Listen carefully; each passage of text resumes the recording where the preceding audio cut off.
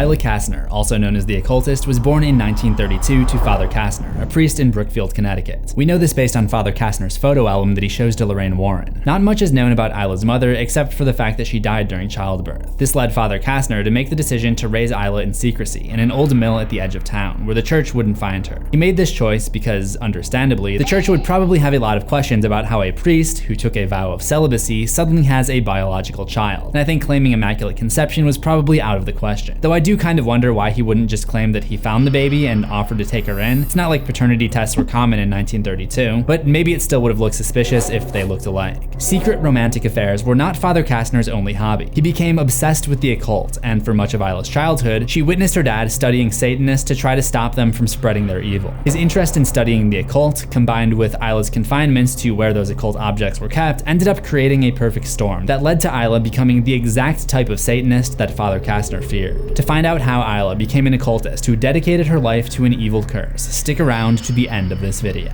This video is sponsored by Audible.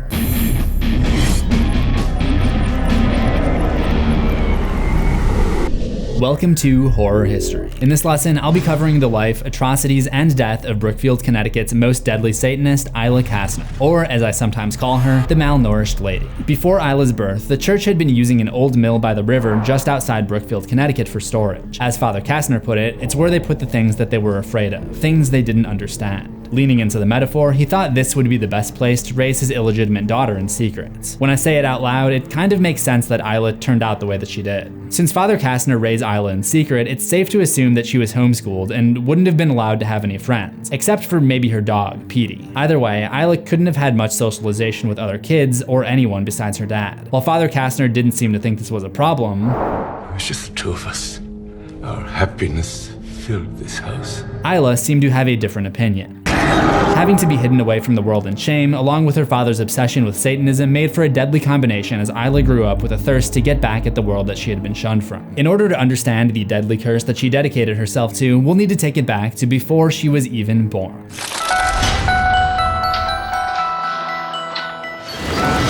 When cults are mentioned in the mainstream lexicon, they're usually associated with the 1970s. This is because some of the most infamous and destructive cults were brought to light during that decade, one of the most prominent being Charles Manson and his followers. You feel blame? Are you mad? Do you feel like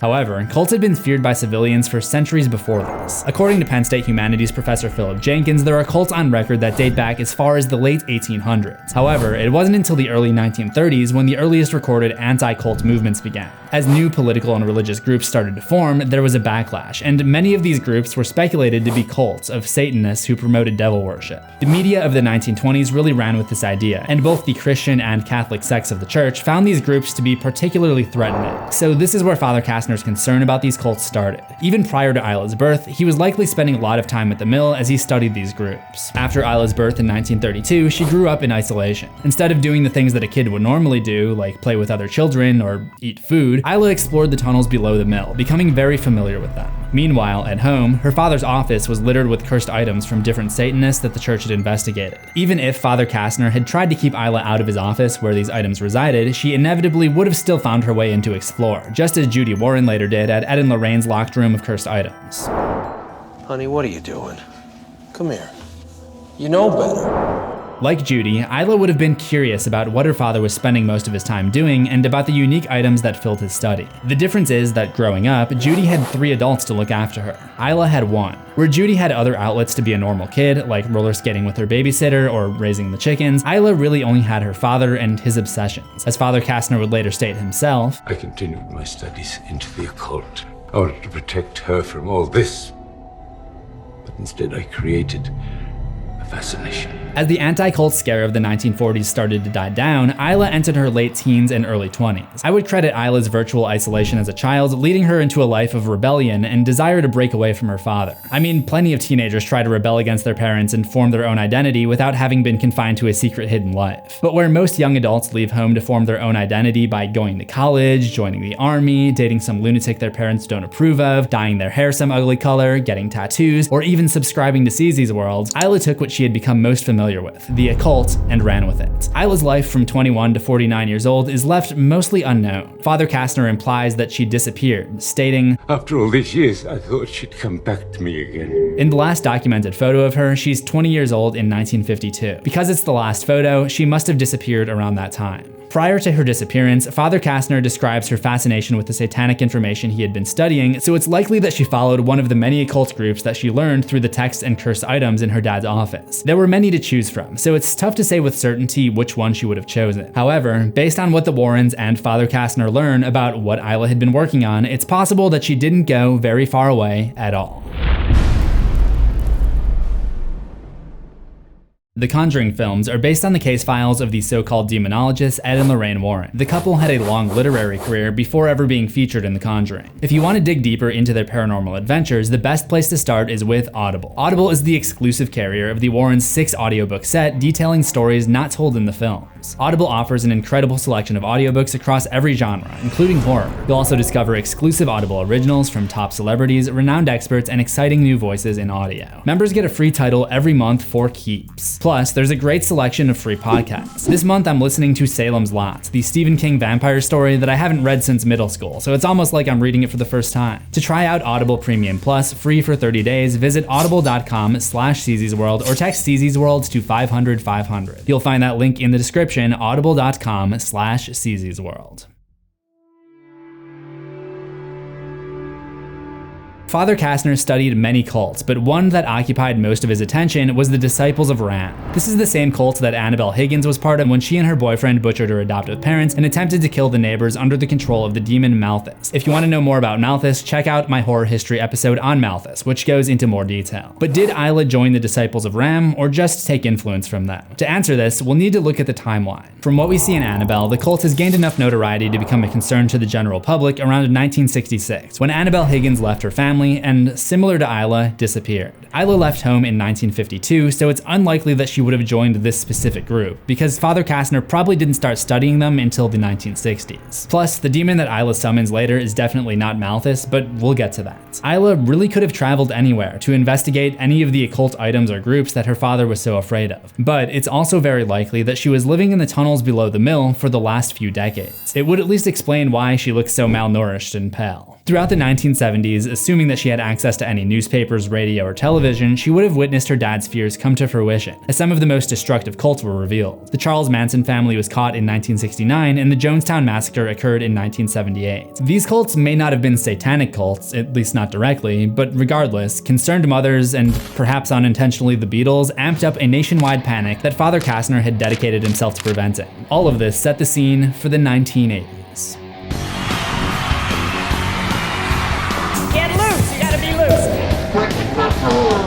Finally, champions on this January day. To describe this story as horrifying would be an understatement. Satanism, devil worship, is being practiced all across the country. Devil worship, exposing Satan's underground. To some it's a religion. To others it's the practice of evil in the devil's name. It exists and it's flourishing. There's another attack upon our society. Yes, there's a vast movement toward the occult within the cartoon and toy industry. Those represent the horns of Baphomet or the horns of Satan. How could this happen to you? To a nice boy from a good Catholic school and a fine middle-class family. Is it the church's position that demonic possession is possible? It certainly is. The Satanic Panic of the 1980s was basically a repeat of the anti-cult scare of the 1940s. The event that really marks the beginning of the Satanic Panic was a book called Michelle Remembers, which was written by Canadian psychologist Lawrence Pazder with his patient and then later wife, two titles that should probably not go together, Michelle Smith, about her scarring childhood memories in a satanic cult. While the validity of this book has since been debated, it was widely popular and sparked a media frenzy, fanning fears and sparking many allegations of Satanism. If Isla had any access to the media at all during this time, she would have been exposed to this moral panic, which was directly associated with the church. Due to her position, Isla already had it ingrained to associate the church with shame and resentment. According to the New York Times, early in the 1980s, baseless conspiracy theories about cults committing crimes against children spread around the country. The way that Father Kastner speaks about the Disciples of Ram alludes to this phenomenon. They defiled Holy Land with their obscene rituals, and they committed acts of blasphemy. which I shall never speak of. With years of built-up resentment towards her father and the world around her, this outbreak of alleged satanic activity gave Isla the motivation to act on her occult findings in her late 40s. She discovered a curse from a section of witchcraft called the Stregheria. The Stregheria is a practice of witchcraft originating in northern Italy. It was a modernized paganism, and most of the incantations are spells aimed for a bountiful harvest season or wishing for a loved one to return home safely from travel. But Isla found a much more specific and darker curse. My Latin is rusty, but I think this is talking about human sacrifice. One by murder and the other by suicide. Whether Isla really did leave home to discover the Stregheria, or if it was one of the many texts in her father's study, she figured out how to perform this curse and put it into action in May of 1981, just before she was set to turn 50 years old. Isla built a large stone altar in the tunnels under the mill, which I have to admit is really impressive considering it looks pretty heavy and she probably only weighs about 40 pounds herself. On the altar, she carved a pentagram and lined it with black candles. Through this curse, Isla could perform a ritual at the altar, allowing her to take possession of other people. She lights the candles around the pentagram with a chalice in the middle, then cracks an egg into it and lights it on fire before drinking from it. It's probably the most protein she got the entire month. The curse requires Isla to connect to the subject that she wants to control in order to offer their soul to the demon that she summoned. She does this by putting a physical witch's totem in that person's possession or on their property. Isla makes her own totems out of the jaws of animals and other natural materials. I'm guessing she got the animal skulls from livestock in the area, and this may also explain where she's been getting food from and where she got the eggs for her ritual. It's not exactly clear how or why Isla chooses her specific victims. We can only assume that she surveyed the people of Brookfield and chose those who fit the profile needed for the curse to work. We eventually learn that this curse requires a human sacrifice, one by murder and one by suicide, so she targets a pair of unsuspecting college students, Jessica Strong and Katie Lincoln. Isla could have hidden the totem somewhere in Jessica's dwelling at the college, or she might have tricked her and given it to her directly. Whatever the case may be, Jessica must have thought her totem was something interesting rather than a dangerous witch artifact, because she brought it home with her to Danvers, Massachusetts, unintentionally allowing Isla to take control over her.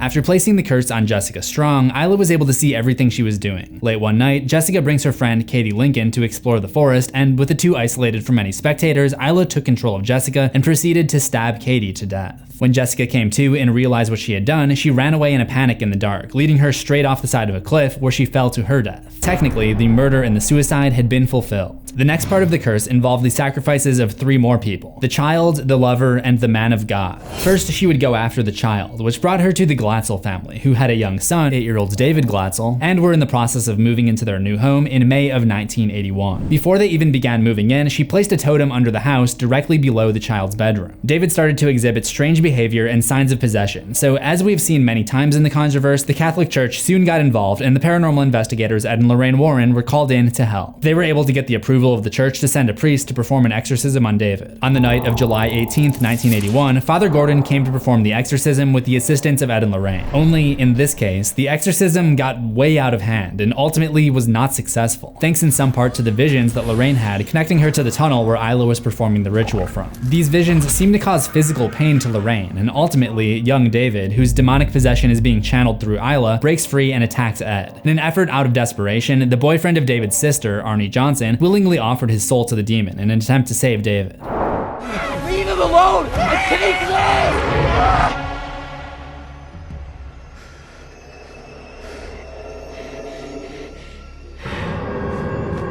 Since Arne was connected to both David and his sister Debbie Glatzel, taking control of him would grant access to the child and the lover. Arne and his girlfriend are in love and constantly expressing physical affection prior to Arne's possession. Because he willingly offered his soul, Isla wouldn't need to place a new totem in order to possess him. The evil goes dormant inside of him, so everyone lets their guard down for the time being, believing that the exorcism was a success. However, it would not be long before Arne would start to notice visions of Isla, who eventually takes full control of Arne and possesses him to kill his landlord, Bruno. The Warrens figure out that Arne is still possessed and try to provoke the evil entity inside of him by setting up religious objects such as the cross and having him read from the Bible, which he surprisingly does with no problem. However, the Warrens are operating under the assumption that his possession would follow the same rules as previous demonic cases that they had dealt with, like Malthus, who would be averse to holy objects. What they seem to overlook is that it's not actually the demon that's directly taking possession of him, it's Isla herself. That makes this case more similar to the Enfield poltergeist case in 1977, where a girl named Janet Hodgson was possessed possessed by the nun demon Valak, but Lorraine wasn't able to detect Valak because it was using the ghost of an old man as sort of an intermediary. Isla also uses a different tactic at times. When she takes possession of people, she'll give them visions of horrifying creatures threatening them. This leads the possessed people to react by attacking the people around them. Personally, I wonder why she does this so often instead of just taking direct control of her victim, like she did with David. This is one of those cases where the Conjuring lore isn't really that clearly defined, and we have to make our own assumptions. The best guess that I can come up with is that the rules of the curse that she's trying to perform require that her victims carry out the actions themselves. So for example, when she needs Jessica Strong to end herself, she can't just take control of Jessica and run off the cliff. She has to scare her into running off the cliff on her own. However, she does later attempt to get rid of Arne by literally just taking control of him and having him slit his own wrists, but maybe that's not part of the curse. Maybe she was giving up on Arne as a vessel at that point because she didn't like Lorraine being able to see her through her victims. Otherwise, you would think she would have just done that to all of her victims to begin with. Or maybe she just enjoys tormenting her victims and seeing them react. That's the easier but less fun explanation. As I alluded to, when Isla initiates the curse, she didn't anticipate the Warrens' involvement, and their investigation throws a significant wrench into her plans. Ed and Lorraine investigate at the funeral home that Jessica Strong is resting at, where Lorraine, due to her abilities, is able to see through Isla's point of view. Oh, she has him. She has Arne. Oh, no. Oh, God. End this Black Sabbath. By the blood of Calvary, I command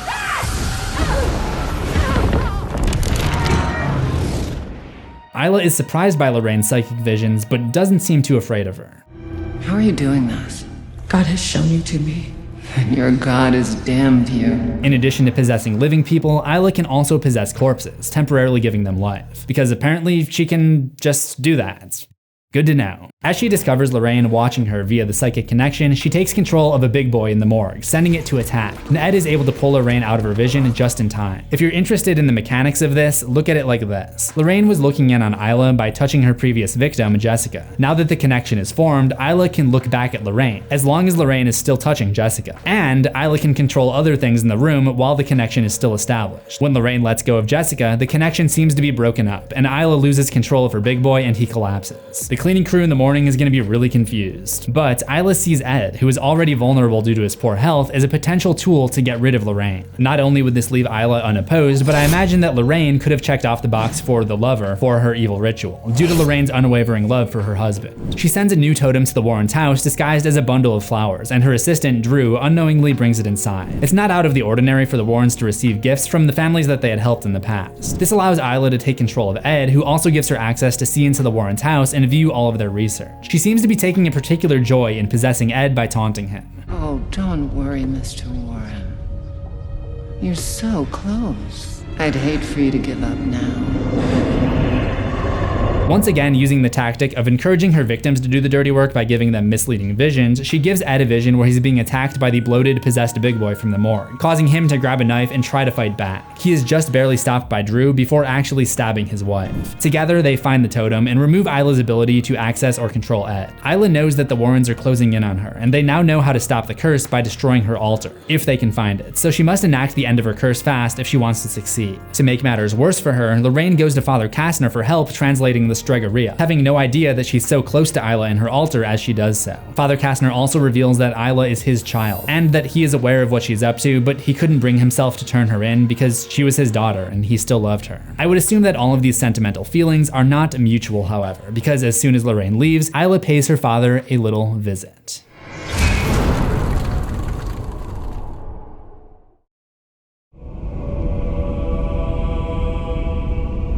As Father Kastner prays for forgiveness for his failures as a priest and as a father, he's cut short when Isla coldly slashes his throat, not even giving him the time to utter his final words. This action, whether she planned it or not, fulfills the man of God part of the curse, bringing her one step closer to winning. If she managed to kill Lorraine, no one would be there to stop her from killing a child to satisfy the last requirement of the curse. However, she knows that she's in real trouble, because if Lorraine destroys her altar in time, the whole plan will be broken up. Luckily for Isla, she made her altar out of stone, and Lorraine Lorraine can't move it on her own. She reaches and attacks Lorraine. Specifically, she tries to stab Lorraine in the eye, both a literal and figurative attack on Lorraine's psychic visions that have been the cause of concern for Isla so far. But it is Lorraine's psychic ability, once again, that saves her, because she's able to see herself through Isla's point of view, and it is only there that she notices the rock that she uses to smash the occultist and break free. When Ed arrives to save and protect Lorraine, Isla once again takes possession of him by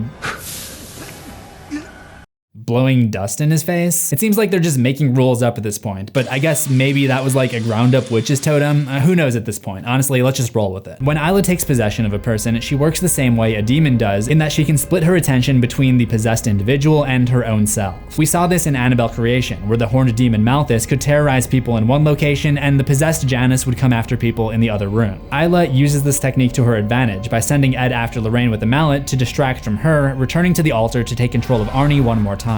She starts the ritual with Arne's photo. As he writhes in pain under Isla's possession, she gets him to pick up a shard of glass and hold it to his own throat. Luckily for Arne, his girlfriend holds his arm back, while the priest goes into some prayers to try to rid him of his possession. Meanwhile, as Ed attacks Lorraine, she pleads with him to remember their first kiss. She tried to turn you against me because she thinks our love is our weakness, but it's not. These words get through to him, and he's able to regain control of himself and smash Isla's altar, carnival style, breaking the curse and releasing Arne from Isla's control.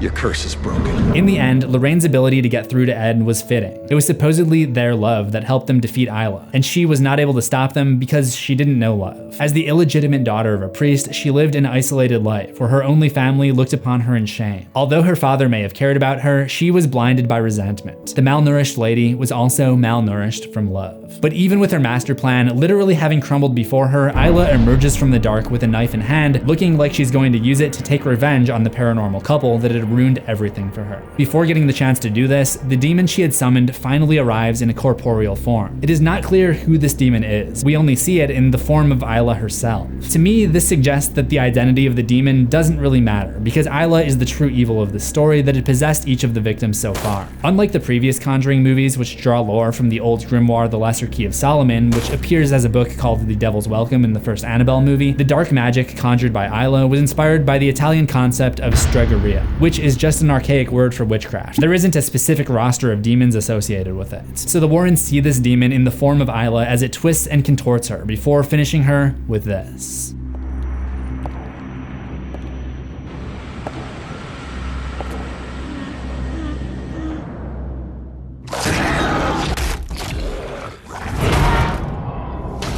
Ed explains that she promised this demon a soul and it would not go back to hell without one. And that concludes today's lesson on the occultist Isla, the Malnourished Lady. Click the playlist on the left for my analysis of other evil entities in the Conjuring universe like Bathsheba, Malthus, and Valak. And remember to subscribe to CZsWorld for new horrors every week, ring the death bell and select all notifications, and I will see you in the next one, assuming we both survive.